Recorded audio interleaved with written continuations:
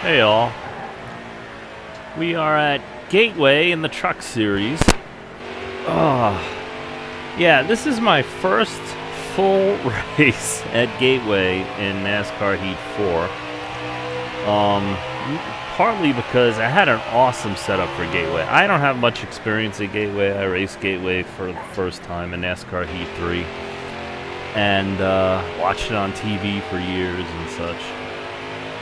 And I just, never had the itch. But, in NASCAR Heat 3 in the career, going through the Truck Series, I realized if you race it, you can do better than simming it, even if you don't have a great setup. And, of course, by default, like I found with all sims, racing helps you adjust your setup better than any practice. Plus, practice is different than racing. The track conditions are different. The track race is different during qualifying and racing than it does in practice. So you can only learn so much in practice. So if you want to fine-tune it, and a lot of the tracks, like a Gateway, which has very long straights and tight corners, you got to race it to figure it out, because you got to know the difference. When you're going into a turn behind somebody behind you, somebody on your outside, somebody on your inside, is totally different than in practice. It helps you adjust the car, truck better. So here I'm too loose. I need a right rear spring change. I tend to, especially like a track with a tight turn like this, I'd rather be loose than tight, because at least I can race it the way I drive. And I always tended towards loose. I prefer a setup to go loose than tight. But anyway, so I kind of didn't also race Gateway because I had this setup in NASCAR Heat 3 that I could run like 125 miles an hour through turns 3 and 4. Gave me a huge advantage down that front straight, and I usually had the fastest truck. So it was just basically having to race it and just go through the laps, both in Xfinity and trucks. Trucks I had a little bit better setup. For whatever reason, I end up with a little bit better setup in trucks overall, and I can't quite understand that, but maybe it's just I like the way the trucks handle inherently. They're supposed to handle like more like 80s and early 90s Cup cars, from what Cup drivers said in the in the 90s when they drove them for the first time, and they preferred that. So I don't know exactly what that means. Probably lack of downforce and looseness of the chassis overall. And that maybe suits my driving style a little bit better. But anyway, so I don't have a crappy setup. I just don't have a great setup. And it's mainly because of that. Just basically one corner, right rear corner, is set up wrong. And at least it allows me to turn. But on the long run, it basically means, I don't know how many laps I've been running here, but I'm stuck in 9th place, can't move forward, but I'm not moving backwards either, so I got a top 10 truck, and I think there's about 20 or so laps to go, so we're not in bad shape, and maybe I can play some strategy and get some fresher tires. As you can see, I remember, and I think it happens again later, on a restart, I got hit in the back going into 1, because I actually like to make the turn if I can. I do blow the turn sometimes because I'm not quite used to all the little quirks of Gateway and different times of the race with the AI and such. But and I got into somebody going too slow in front of me. I get into turn 3 really, really well, and I forget that the AI doesn't, and sometimes I bump into them. And that's not good. I've mentioned it before. Aero is important. Whenever you have long straightaways, you've got to have aero. Plus, aero is downforce, and it helps your car truck turn. Admittedly, in the trucks, it doesn't help as much because there's less downforce overall in the trucks compared to say, the Cup cars. But evidently there's more downforce in the trucks in a different way than Xfinity. So you really don't want to be messing your downforce up. And I found that typically when you get nailed in the back, as you can see that kind of rear end damage that's showing on the screen there, it tends to make you looser, which you don't need. And then generally, but not all the time, because it depends on how NASCAR Heat 4 determines your damage.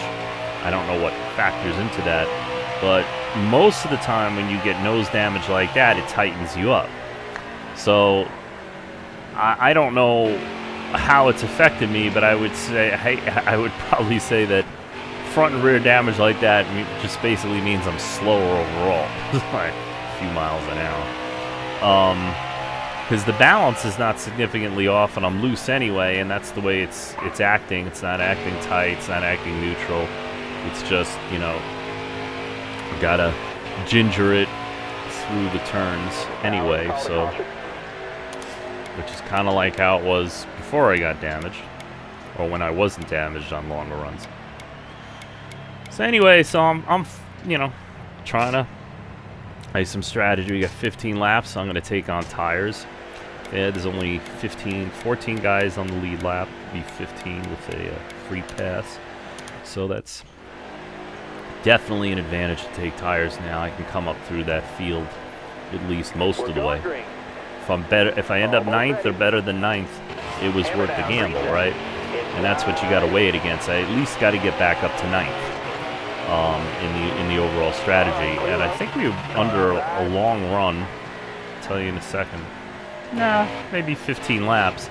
So, but I got 15 laps fresher tires, and at 15 laps, see, this is where I got damaged the last time. So it's gonna hit me? No, didn't get hit from behind. I didn't hit anybody. I'm in 3rd on purpose because I need to. You know, the gearing is not finalized, but I realized I can do that. I can use 3rd as a bigger boost off of 2 when needed, and I can propel myself down the backstretch and help me get through the field. So I passed, what, like 5-6 cars there on the 8 cars in the first lap. I'm already better than 9th, so as long as I maintain position, my tire strategy has paid off. Now, if I can get any more, you know, which I feel I can, because fresh tires, you know, the drivers call them for Mr. Feelgoods for a good reason, because, you know, now the truck feels tremendous compared to everybody else.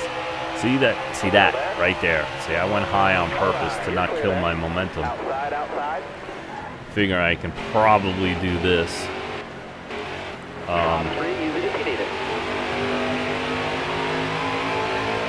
If you notice, tire too tight. I'm not used to the tight corners. I like a wider entry, especially when I'm loose.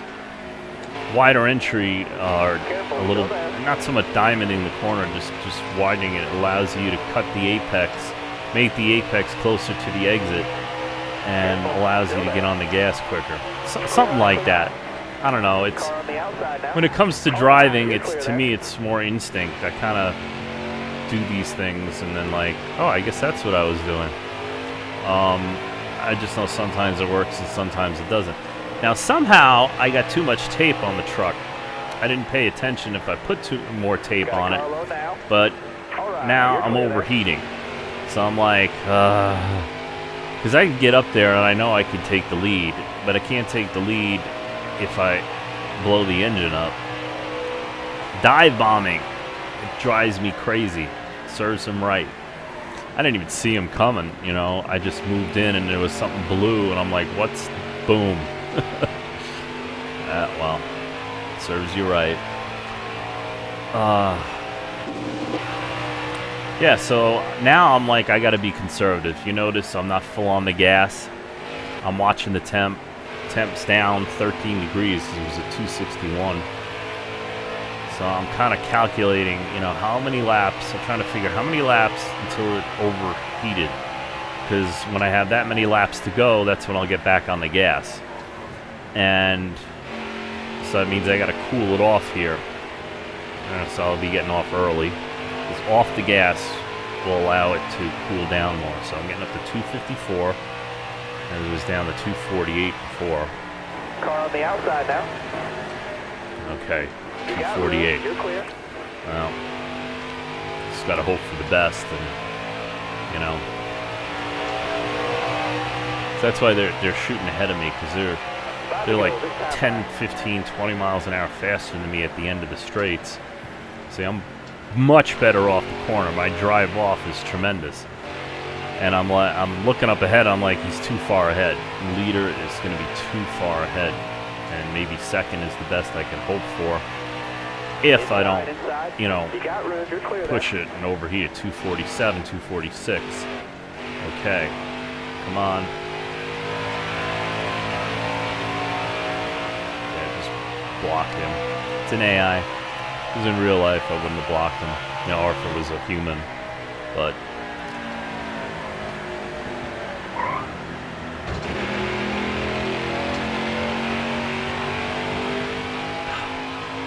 thirsty. Just blew that corner. I was watching this before, and I'm like, what the hell was I doing? Was I looking in my mirror? I was worried about him dive bombing me or something. See, that's the danger of mirror driving. You got to keep your eyes focused. But it's not like you should mirror drive. You got to know where and when to do the looking. That I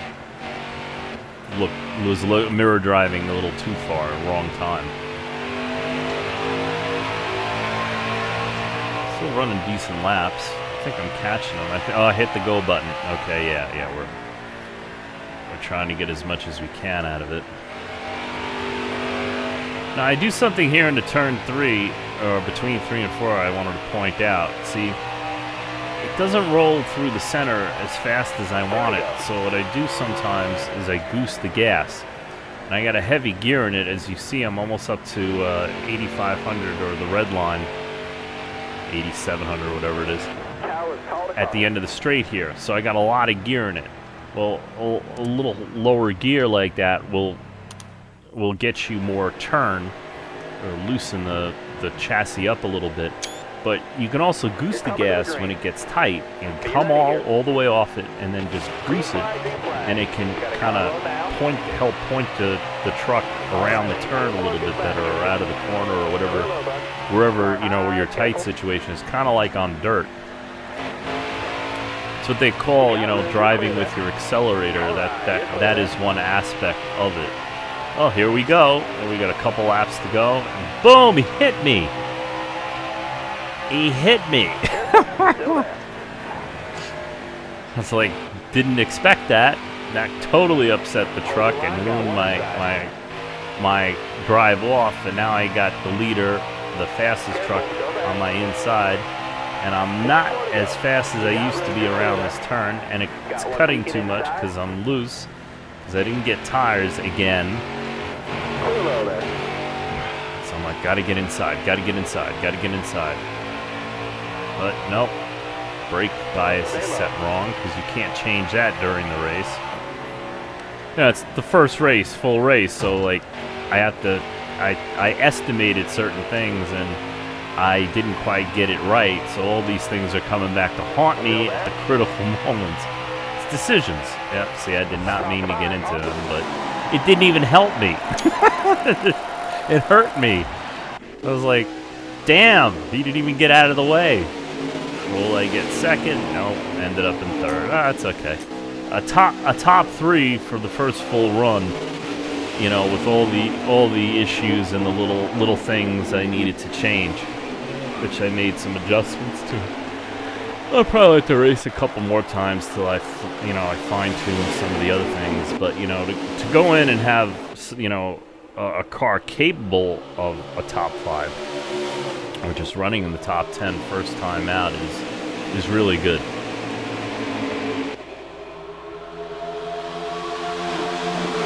You can't win them all. You know? I think about the only guy who has a shot at winning at all the NASCAR tracks is Kyle Busch. You know, nobody wins at all the tracks. You know, most of the guys, you know, are only in one series. You know. They might have gone through other series, but they might have also gone through at times when certain tracks weren't even in NASCAR yet, kind of thing. And so they had no opportunity to run on those tracks.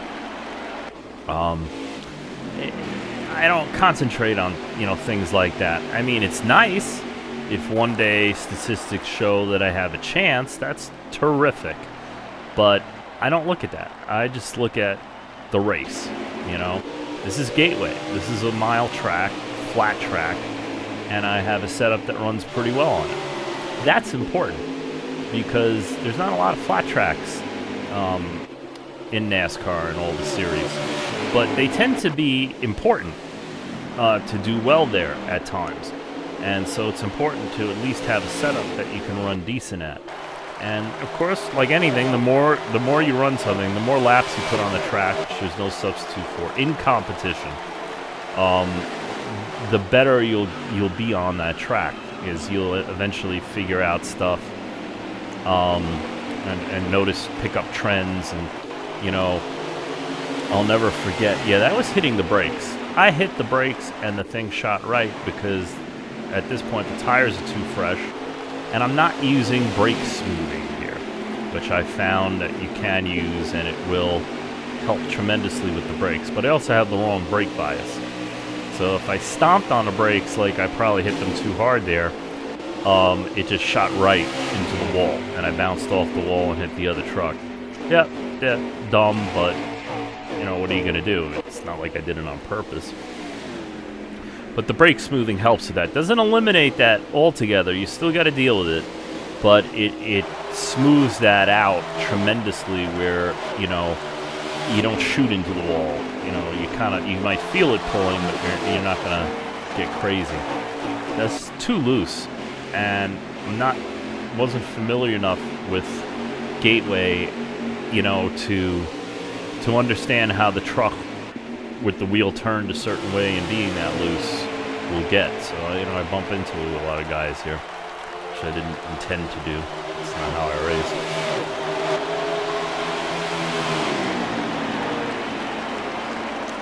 So you're seeing this is me learning the track, learning the setup, dealing with a bad setup. This is something we all do at times. I prefer my own setups. About the biggest help that I tend to need to figure out in Heat 4 in particular. All the others weren't an issue, but in Heat 4, it's like gearing. Gearing is really done differently. And I know I've been the victim of some wheel spin on late restarts with old tires. But there's like in 3 there was a force feedback thing.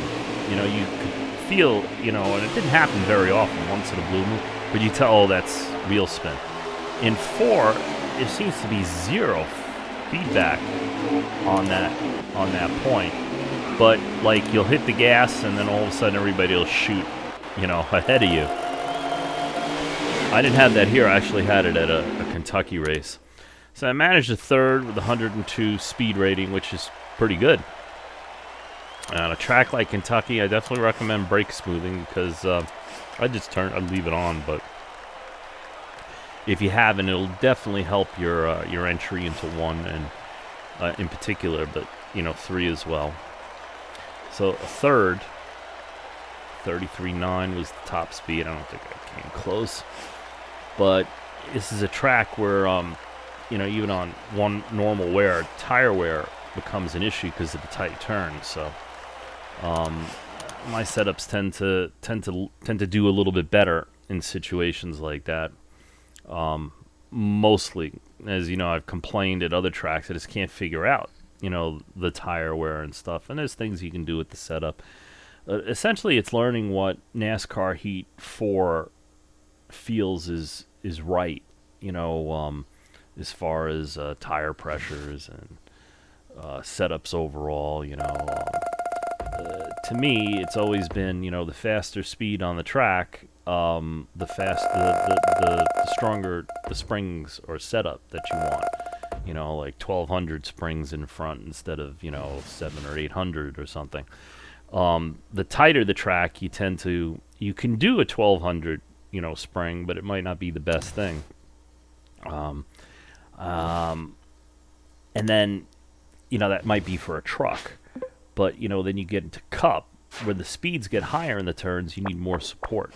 So just by default, you know, sometimes you can take a truck setup and translate it to Xfinity, which is much more aerodynamic cars, so they're going to be hitting the turns faster, and just bump up all 4 springs, you know, all around if you don't have a maxed out, you know, spring setup for a short track, you know, kind of thing.